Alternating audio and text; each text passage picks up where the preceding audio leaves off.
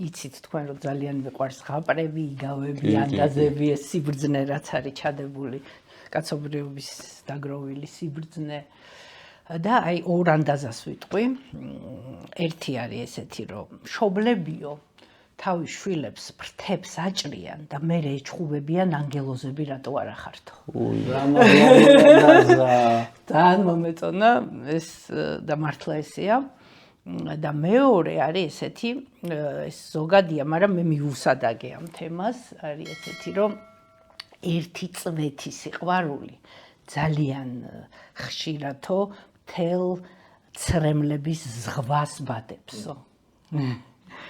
ხო და აი ეგეც ესადაგება ამ თემას, იმიტომ რომ ყველა მშობელს უყვარს შვილი, რა თქმა უნდა სიყვარულით უკეთებს, რასაც უკეთებს, მაგრამ იმის გამო რომ თვითონაც ტრავმირებულია, თვითონაც გარკვეულ ოჯახში დაიბადა, სადაც თავისი თავისებურებები და რაღაც გარკვეული ტრავმები იყო, რაც იცის იმას უკეთებს შვილს და ნუ უნებურად ჩვენ რა თქმა უნდა ვაზიანებთ ჩვენ შვილებს, შეგნებულად, არ ვიცი, ალბათ არიან ესეთებიც რომ შეგნებულად, მაგრამ ძირითადად ჩვენ უნებურად ვაზიანებთ ჩვენ შვილებს, ჩვენც რა თქმა უნდა დაზიანებულები ვართ, იმიტომ რომ არ არსებობს იდეალური ადამიანი და ეს ჩვეულებრივი ამბავია, ჩვენ სულ ვითარდებით, ზუსტად ეს არის საინტერესო ამ დედამიწაზე, რომ ჩვენ ვართ შემოქმედი ჩვენი ცხოვრების, ჩვენი პიროვნების, ვძერწავთ ყოველ დღე ჩვენ შვილებსაც, ჩვენ თავსაც და ვითარდებით და ეს არის საინტერესო.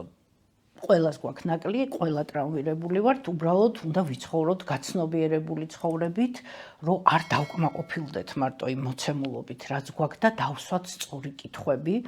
სულ ვიძახი ამას ყველგან, სადაც მიმიწვევენ, რომ თავარი არის, რომ ისწავლოს ადამიანმა სწორი კითხვების დასმა, როგორც პირველ რიგში საკუთარ თავთან, ასევე შვილთან თუ მეუღლესთან თუ ყველგან.